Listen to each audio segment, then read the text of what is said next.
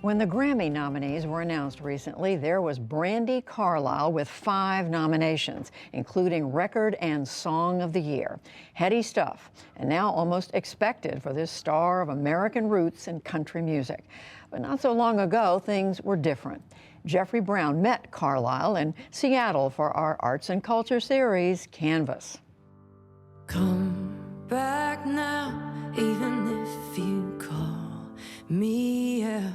Brandi Carlile calls her new record, In These Silent Days, a pandemic album, born from a time of isolation with family at her rural home an hour outside Seattle.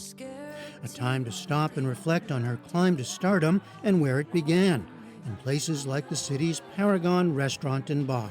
I remember coming in here right around this time of day, Yeah. when I knew I could talk to the manager and I wouldn't be too busy, and I said, hey, I've got a PA system and a guitar player, and if you give me, like, maybe we'll start 6 p.m.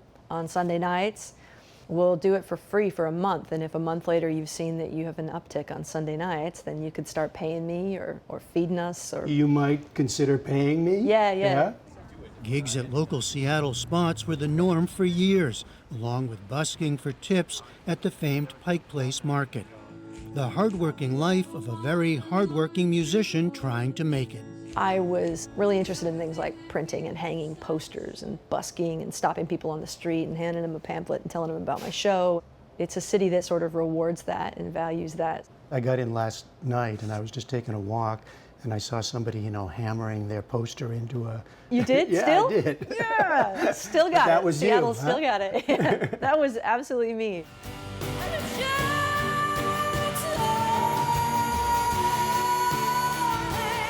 Her stunning performance at the 2019 Grammys of The Joke, a ballad to those who feel marginalized, brought her national attention.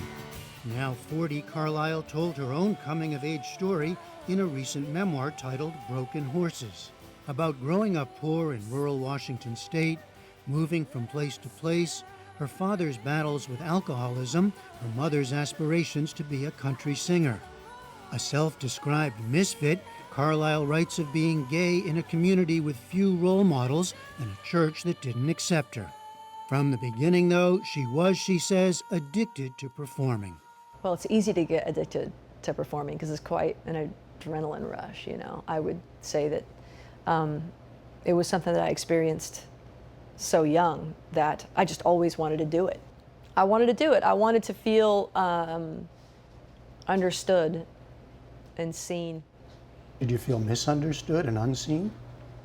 No, not for the most part, but I felt like I chose those moments to reveal myself. Her musical collaborators and soulmates, identical twins Phil and Tim Hansaroff, Phil on bass and Tim on guitar. They traveled for years in an old van now permanently parked outside Easy Street Records, another Seattle music landmark where Carlile took us to browse the bins of her heroes, some of whom have become close friends, like Elton John. You wrote in your book about how you wanted nothing more in life than to be Elton John, it sounds like, when you were a little girl. Yeah. I fell in love with him when I was like 11 years old, and he was just such a magical beast to me that I felt a kinship to him. What's kind of cool, I imagine, is now you're right across from him. I know. Actually, when you put it that way, it's utterly surreal. Is it? Yeah, it's very surreal. I mean, these bins, like these record store bins, that you come to as a young music fan and you flip through, you dream about seeing yourself there. I thought it'd be CDs, but what did I know? All of these lines across my face. What she did somehow know for certain is that she would make it, even if that took longer than she'd hoped. She writes of being 15 years into her career before receiving a first Grammy nomination.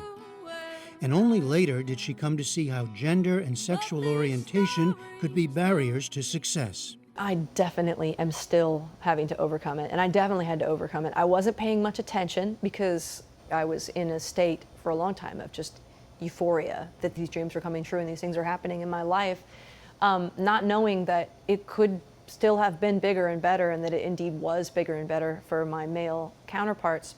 It's been particularly true, she says, in her world of country and American roots music. I chose that album cover. That's pretty good. She points to another musician who had become a friend, Tanya Tucker. Are you guys ready to roll one? In 2019, Carlisle co-produced a critically acclaimed comeback album with Tucker, decades after Tucker had fallen from favor for an outlaw image for which her male counterparts in the 1970s were celebrated.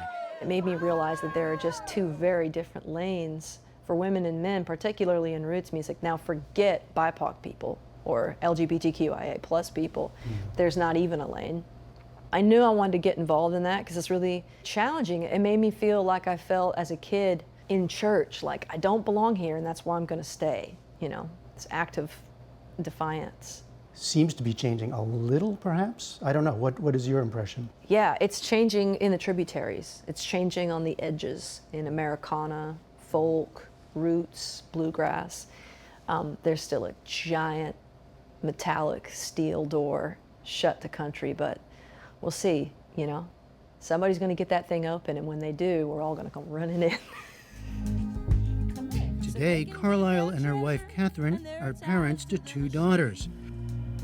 'Cause I am the mother of Evangeline. And when we love someone, we take them to heaven. She's part of a country supergroup called the Highwomen, formed in 2019. And she speaks up as she sees necessary, including with the recent Grammy nominations. She expressed gratitude, but also wondered aloud why her song Right on Time was shifted to a pop performance category rather than country or Americana, where she sees herself. I think a lot of queer people are cognizant of, if not sensitive to, being disenfranchised. And the thing that makes that poignant is that there's so many American roots people, there's so many rural people in this country, and people that live in not downtown Seattle, that are so systemically rejected by the correlating culture. Country music, roots music has a vortex, it has a culture.